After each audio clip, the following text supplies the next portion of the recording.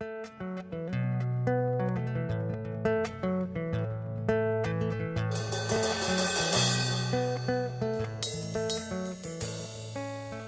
reform in Zimbabwe has radically transformed the rural economy. After 2000, around 145,000 families were allocated smallholder plots and further 20,000 took on medium-scale farms. This replaced an agrarian structure that was divided between 6,000 large-scale commercial farms on the one hand and small farms on the other.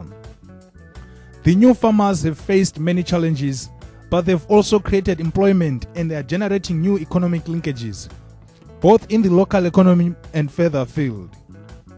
This series of films look at this unfolding dynamic by tracing the networks from new farms in two sites: Mvuri, a high potential area near the capital, and Masvingo in the drier southeast of Zimbabwe. By looking at these three commodities, tobacco, beef and vegetables, the films ask what are the economic linkages created by new farming enterprises, how are these influencing the local economy, what livelihoods and forms of employment are being created, and what challenges are being faced.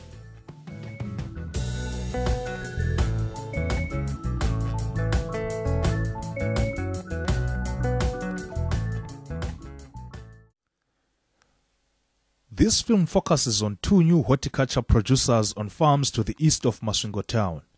This is a dry area, but with some streams and rivers providing opportunities for irrigation. Vegetables are a big business in town, which has a growing population with a growing demand. We met Mr. Mahove and his wives at their A1 resettlement farm at Wendezo Extension. The Mahoves practice intensive vegetable production and are well connected to markets. I intended for my Mahove. It's not Mama Domas. Trimunum plot number 17 Wendezo. Not Mama Domas, beans, my cabbage, the potatoes, the onion, the rape. Doesn't that not Mamunum Wendezo? Katri Kumunda to shan some break na yumdenga. Totinori Mama Domas iwa tinomari mafutine mvura yamudenga kumunda. Katiri kugarden nepipe neengine yedu iyo yatinoshandisa. Sa engine dzedu tinozitenga kuHarare.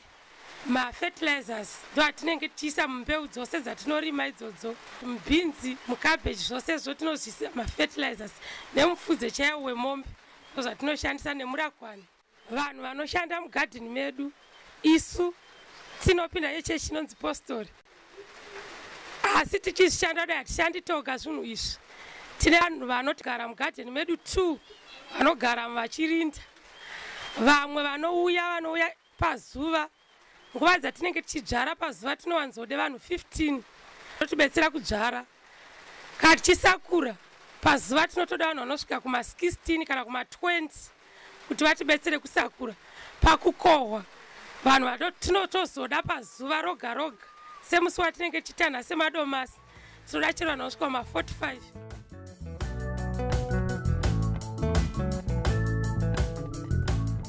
Panyaya yetransport kana ndichinge ndichitengesa matomatoes angu ndine motikari yangu yandakatenga, asi ndakatenga through makwandaita matomatoes iwaya.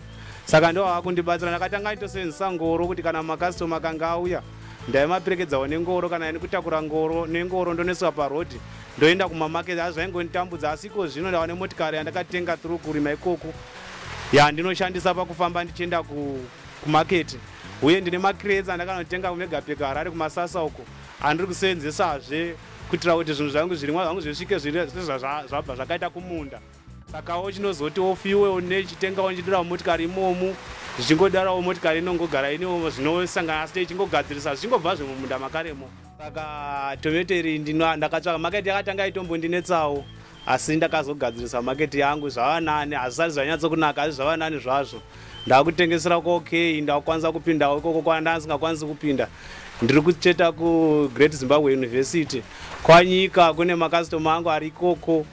Kujerera ndotengeserako zvekare. Kwaguti ndotengesera zvekare muMasvingo, muchitima market muchitima.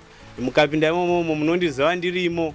saka imo munozve munzvimbo vanhu vese vakundiziva semurimi wavanenge vachirima. Ndane 4 years ndichirima ndichiita zvehorticulture ndinoma matomatoes iwaya. Saka izvizvi ndiri kutarisira kuti kwandotora mvura kure nepamusha pangu, saka ndinotombotravela kuenda kugadheni kwandinorimira horticulture yangu. Zvinoita kuti zvopoti zvondirwadza, saka iko zvino ndiri kufungidzira kuti dai zvaita ndakwanisa kudhirira mvura pano, ndokwanisa kudiridzawo ndiri pano paarea pangu ndichingoonawo zvinoita kuti ndikwanise kurima zvinoenda mberi ndiri pano padhuze nepandogara. Iko kwatinoenda kunotengesa kumamaketi uku zvinoitika tinowana zvinetso zvakawandisa zvinotosangana nazvo ikoko. Umwe musi unosvikawo wakatarisira kuti kuda zvinhu zvangu zvandaenda nazvo zvichanondipawo mari yakawanda, wosvika waona maketi yacho yakadzifa yakaflata, mari iri shoma, zvinozodzeka kuzoita kuti zvaunenge wakatageta zvisabuda sezvaunenge wakatarisira. Uye nekunaya kunogona kunge uchiita mvura kudai, unogona kuti watoenda nemaproducts ako ikoko wosvika woshata.